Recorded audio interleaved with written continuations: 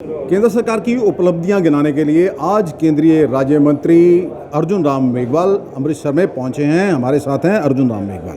मेघवाल साहब, 23 तारीख को पटना में एक रैली रखी गई है, सभी लोग बीजेपी के खिलाफ हो रहे हैं, तो क्या किस तरह देखते हैं आप उसको?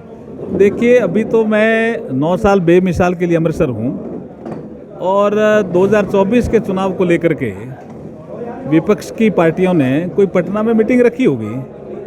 देखिए, लोकतंत्र है, मीटिंग को रखें, लेकिन 24 में मैं स्पष्ट रूप से आपको कह रहा हूँ कि जिस तरह का शासन नरेंद्र मोदी जी के नेतृत्व में देश ने देखा है, देश पुनः एक बार और प्रधानमंत्री मोदी जी को ही बनाएगा। मोदी साहब से इतना डर क्यों लग रहा है सभी विपक्ष को?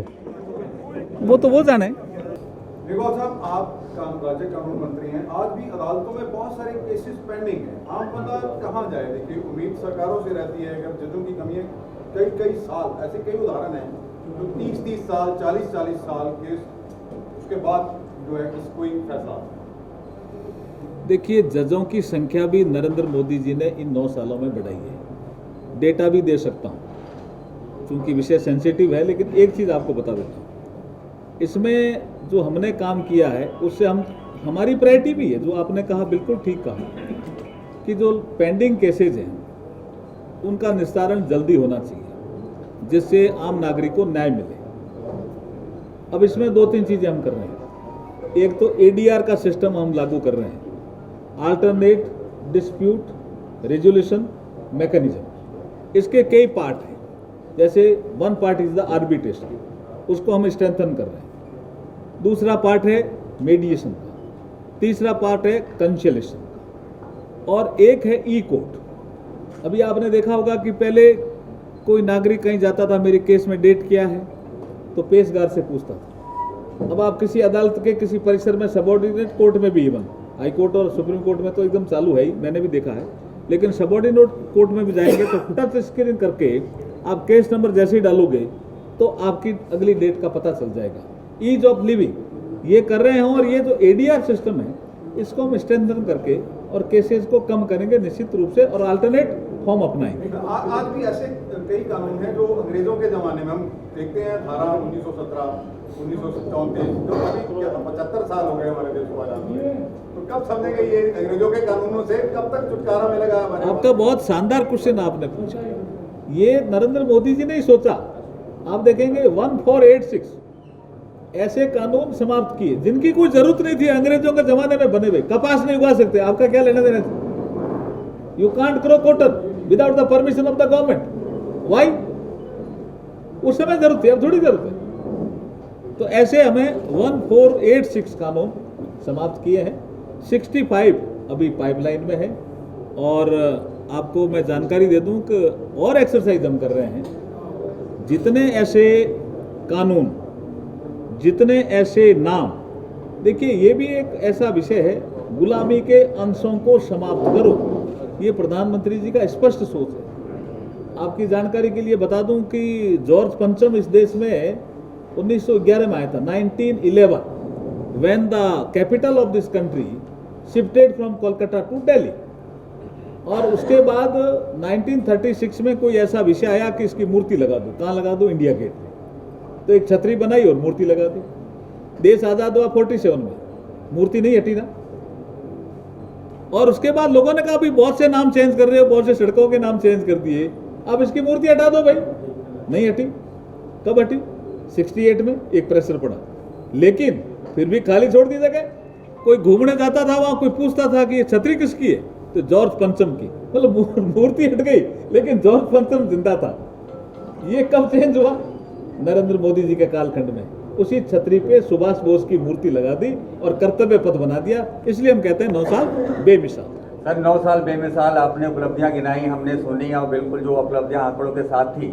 लेकिन एक सवाल है मेरा, बीजेपी सांसद ब्रिजभूषण शरण सिंह के खिलाफ जो भी मामला दर्ज हुआ है, दिल्ली में चल रहा है मामला, दिल्ली पुलिस कर रही है, पर एज ए कानून मंत्री निष्पक्ष इसमें क्या होना चाहिए? एक तरफ हमारे पहलवान हैं, दूसरी तरफ बीजेपी सांसद ब्रिजभूषण शरण सिंह।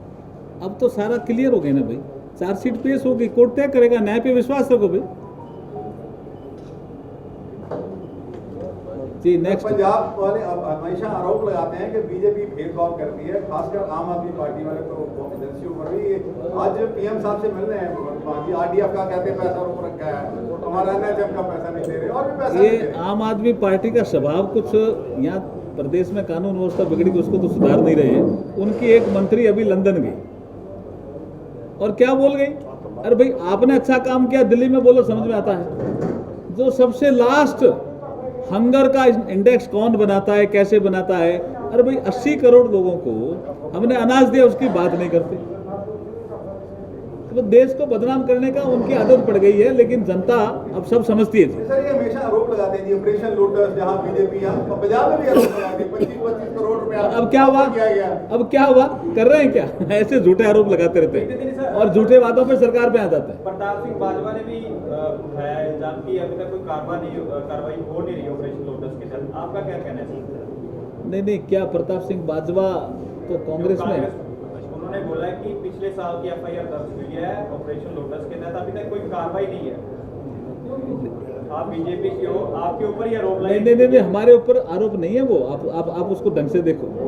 देखिए हम देखिए विंडेक्टिव व्यू से हमारी कार्रवाई होती नहीं है, पहले मैं सुन लूँ। लॉ अपना काम करता है और करेगा भी, लेकिन कोई विंडेक्टिव व्यू हो ऐसा कोई काम हम करते भी नहीं है, ना प्रधानमंत्री जी का सोच है। सर आखिरी सवाल, दिल्ली और पंजाब दो राज्य जहां आम आदमी पार्टी है, इनकी राज्यपाल के साथ क्यों बिगड़ती है ज्यादातर, दिल्ली में भी और क्योंकि पंजाब में भी? इनका सोच सुशासन का है ही नहीं ना, इनका सोच ही अलग है। अब जैसे ऐसे वादे कर दो जो पूरे भी नहीं हो, प्रदेश की आर्थिक स्थिति बिगड़ जाए तो भी इनको कोई इसका असर नहीं पड़ता। इनको तो वोट बैंक और उसके बाद शासन माना, वो देश हित में नहीं है, राज्य हित में भी नहीं है, पंजाब के हित में भी नहीं है। सर यूनिफॉर्म सिविल कोड की बात हो रही है, उसमें भी बड़ा प्रभाव पड़ता है। ये अभी से थोड़ी हो रही है।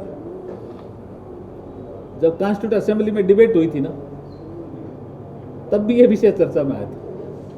बाबा साहब डॉक्टर अम्बेडकर साहब ने स्पष्ट कहा था कि हमें दूसरे देश जो हमारे बाद जो आज़ाद होंगे उनको भी हमें रास्ता दिखाना है।